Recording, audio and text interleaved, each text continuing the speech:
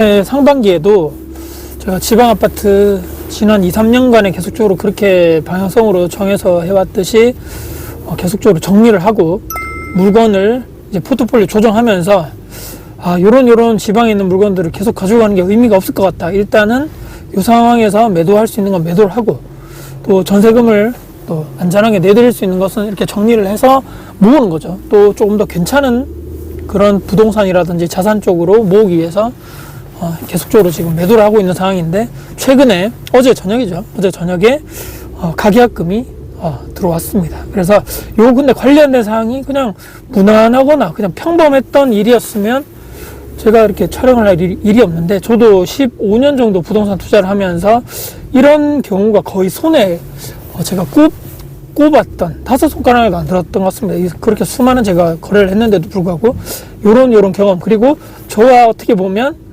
그 소장님, 부동산 중개 소장님, 그리고 매수를 하는 그분 3명 다 오히려 다 모두에게 윈윈이 됐었던 아마 사례가 아닌가. 도대체 무슨 소리야. 뭐 물건을 비싸게 팔면 매수자가 꼭지에 살 수도 있는 거고, 매도자만 뭐 이렇게 유리한 거고, 뭐 그렇게 생각하실지도 모르겠는데, 이번 경우는 어떻게 일이 이렇게 마무리가 됐는지 한번 들어보시죠. 제가 요 기존에 사시던 전세 임차인 분이 봄에 이사를 나가실 예정이었고, 어차피 이분이 이제 계약갱신 청구권을 사용하셔가지고 4년을 거의 거주를 하신 상황이었습니다. 그래서 이분은 원래 본인이 이사를 나가신다고 저번에도 얘기를 했었고, 그러면 나는 그럼 여기 기간에 맞춰서 그때 실입주 하실 수 있는 분들, 미리 뭐 한두 달 정도 전세를 미리 껴두고 사놨다가 본인이 실거주를 하실 분들, 또는 그때 잔금에 딱 맞춰가지고 그때 그 잔금하고 저는 그 기존에 있는 분께 전세금 내드리고 그분이 또 들어와서, 매수자분이 들어와서 사시는 이런 방향으로 해서 그런 내용을 이렇게 딱 내용을 정리해서 부동산에 말씀을 드리고, 사진도 제가 4년 전에 올수를 했기 때문에 거의 뭐 할 게 없는 거죠. 그래서 그런 관련된 사진들도 탁탁해서 주변에 있는 그 소장님들께 보내드려야 되겠다. 그러니까 항상 했던 패턴인 거죠. 항상 이렇게 해서 기존에 있는 분하고 협의가 된 다음에 그럼 이렇게 방을 내놓을 테니까 뭐 이렇게 특이하게 항상 제가 적는다 말씀드렸죠. 부동산 계약 등에 의해서 다음 분이 진행을 해야 되기 때문에 부동산 방문하실 때 잘 좀 보여주시라. 그걸 내용을 항상 특이하게 적은 거, 그거 잘 좀 부탁드린다고 이번에도 말씀드렸고, 이번에 그러니까 부동산에 전체적으로 쭉 내놓기 전에 그 최초의 그 부동산을 사고 4년 전에 전세 임차인을 맞춰줬었던 소장님이 계시겠죠. 그 소장님께 일단 먼저 연락을 드려서 상황을 한번 들어봤습니다. 저도 그 지방 지역에 대해서 당연히 모니터링을 계속 하고 있었겠죠. 그 지역의 미분양이라든지 현재 신축 입주가 어떻게 돼 있고, 현재 신축 가격이 어떻게 돼 있고, 구축 가격이 어떻게 돼 있고, 전세 물량이라든지 월세 물량 관련해서도 쭉쭉쭉 살펴보고, 이번엔 또 매도를 하는 상황이다 보니까, 그러면 내 관련된 내 아파트, 그러니까 그 같은 아파트 단지 내에서 나의 경쟁사죠. 경쟁 아파트 물건들의 가격, 또 내부 상태, 층, 뭐 동, 방향, 여러 가지 다 봐야 되겠죠. 보면서 제 나름대로 가격 리스트를 쭉 보고, 내 물건은 뭐 요 정도라고 생각했기 때문에 요 정도 가격선에서 내놓으면 되겠다. 또 실거래가도 계속 보니까 거래가 요즘 잘 되고 있는 상황이고, 이렇게 거래가 꽁꽁 묶인 이런 상황에서도 거래가 잘 되고 있고, 그래서 이렇게 해가지고 금액을 어느 정도 제 나름대로 세팅을 한 다음에 그분께 전화를 드리면서 설명을 드렸죠. 요래 해가지고 이렇게 해서 이번에 이렇게 소장님 저번에 사주신 거 이번에 매도할 계획입니다. 소장님이 저에게 이렇게 말씀했습니다. 한 2주일 정도만 본인 단독으로 한번 내주시면 어떻겠냐. 왜냐면 본인이 이제 계약을 해줬었죠. 예전에 매수도 해주셨고 전세 계약도 다 맞춰준 물건이다 보니까 어느 누구보다 그 내부 상태를 잘 알고 있고, 또 제가 그 멀리까지 몇 번의 수리 결과라든지 특히 인테리어 할 때 제가 직접 못 가고 그 소장님께 부탁을 해서 뭐 중간중간 이렇게 뭐 점검사항이라든지 나중에 어떻게 되는지 사진도 전체적으로 보내주셨고, 이분이 워낙 그 현장에서 베테랑이고 너무나 잘해주셨기 때문에 알겠습니다. 그럼 소장님, 제가 2주 정도는 소장님 말씀하신 대로 그 단독으로 물건을 말씀드리겠다, 내놓겠다, 다른 데는 안 내놓겠다. 그분 얘기로는 뭐 다음 주나 또 한 팀이 볼 예정이고, 본인이 가장 또 터줏대감이고 거기에 정문에서 가장 가까운 데서 오랫동안 하고 계신 분이다 보니까 그렇게 해가지고 진행이 됐던 거죠. 그런데 이제 그 물건을 이렇게 협의 드리고 금액적인 부분도 말씀드리고, 그럼 그 정도 하면 되겠습니다라고 하고, 내놓은 지 며칠 뒤에 소장님이 전화가 온 거죠. 그 전화의 내용은 누가 뭐 보실 분이 있나 보다. 저는 당연히 그렇게 생각할 수밖에 없는 거죠. 그래서 설명을 들어봤더니 내용은 길었지만 집을 일단 보여드렸고, 어떤 한 분께, 근데 이분이 좀 과도하게 내고를, 그러니까 제가 생각했던 거 몇백 단위가 아니고 과도한 내고를 원하신다. 근데 제가 그 전에 물건을 파악을 항상 다 봐야 된다 그랬죠. 내가 내 물건에 대해서 어느 정도 가치가 있고 주변에 이제 경쟁 매물 대비해서 내 지금 금액이 경쟁력이 있고 경쟁력이 없고 너무 비싸다, 너무 적정하다, 뭐 너무 싸게 내놨다, 이런 등등 정확하게 내가 판단이 돼야 되기 때문에 오랫동안 저도 시간을 들여가지고 봤는데, 그 금액을 저는 최고 정도 내놓은 것도 아니고 중간 수준, 그리고 그 중간 수준 그 바로 몇백 요 밑에가 바로 저층이었거든요. 저층에서도 그 정도 가격도 그렇게 내놨는 물건이 있는데, 저는 중층 고층이란 말이죠. 근데 저는 또 올수리 다 돼 있고 방향도 좋고, 근데 그분은 저층 가격으로 일단 한번 후려쳐보자 이래 된 거죠. 근데 아예 됐습니다 소장님, 그건 너무 과도하고, 대신에 만약에 저도 이번에 매도를 하겠다라고 말씀드렸기 때문에 그러면 그분도 좀 양보해라. 보통 이렇게 제가 말씀드리거든요.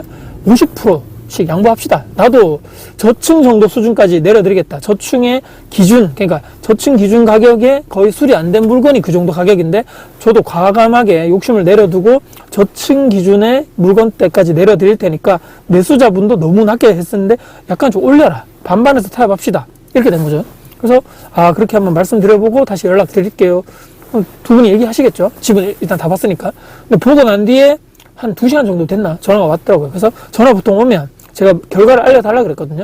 뭐 되든 안 되든 간에. 근데 전화를 뭐 들어보니까 소장님이 설득을 잘했고, 이 소장님과 제가 또 한 팀이 됐다는 게 어떤 게 있거냐면, 내부 상태를 워낙 잘하시고 제 수리를 그 업체분에 예전에 맡기고 그분이 확인을 다 해주셨던 그 소장님이기 때문에 상황을 다 아는 거죠. 내부 어떻게 수리가 됐고, 여기 장점이 저쪽 물건보다, A라는 물건보다 제 물건의 더 장점이 무엇이고, 이렇게 브리핑 너무너무 잘 해주셨고, 금액 같은 경우도 제가, 그러니까 매도자가 이 집주인이 보통 사람이 아니다. 투자자고 예전에 여기도 투자를 하셨고, 근데 지금 이분이 금액대도 이 매수자분은 당연히 싸게 사기를 원하시겠지만 이분도 다 안다. 이분도 솔직히 급하지도 않고, 그 정도 금액에서 본인이 처음에 제시했던 그 금액도 사실은 뭐 비싼 금액도 아니고 평균적으로 현재 실거래로 나오는 금액이거든요.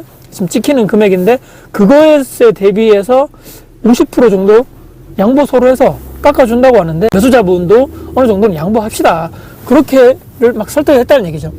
그래서 소장님 너무너무 잘하셨고, 뭐 그래서 한다고 얘기를 하는 거죠. 근데 이렇게 됐었으면 그럼 뭐 평상시대로 저도 거래가 됐기 때문에 이렇게 해가지고 뭐 계약서 쓰고 나중에 잔금하면 되겠네요 라고 했더니만, 그게 아니고 여기서 반전이 나오는데요. 집을 보여줬을 거 아닙니까? 근데 거기 사시는 전세 임차인이 있다고 말씀드렸죠. 4년 정도 사셨던. 그래서 그분이 처음에 집 보러 오신 분은 과도하게 깎아달라 그래서 50%씩 양보하자고 그 자리에서 좀 이렇게 집을 다 보고 그 현관문 앞에서 그런 얘기를 저랑 통화하면서 했던 얘기를 소장님이 그분하고 얘기를 했는데, 그분은 약간 조금 이렇게 쭈뼛쭈뼛 하면서 50%를 서로 양보하자 그랬다고요. 본인이 원하는 금액은 아니니까 그래도 좀 이렇게 망설이고 있는데, 갑자기 그 임차인분이, 사실 임차인분이 더벅더벅 걸어와서, 아니 저기 여기 집주인이 얼마에 내놨다고요?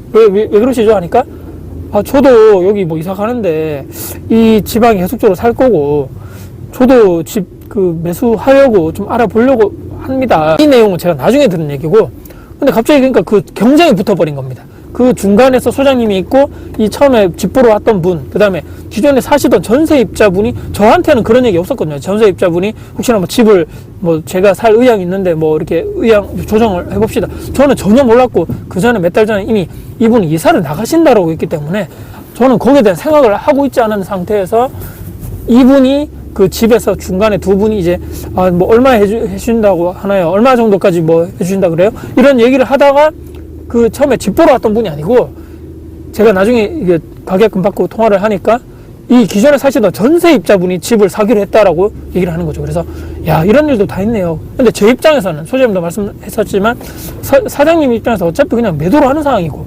이분이 사던 금액을 조정해드린다 했고, 거기에 그냥 사실 분이, 이분이 뭐 어떻고 저분이 뭐 어떻냐 해가지고, 저도 맞습니다.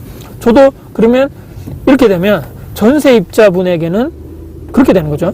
그러니까 기존에 매도 금액이 있을 거고 전세 금액이 있는데, 그 차액만큼만 제가 지급을 하게 되면 그냥 끝나는 겁니다. 이렇게 명의이전 끝나고 잔금할 때 그렇게 끝나버리기 때문에 이런 식으로도 거래가 되겠구나라고 했던 사례입니다.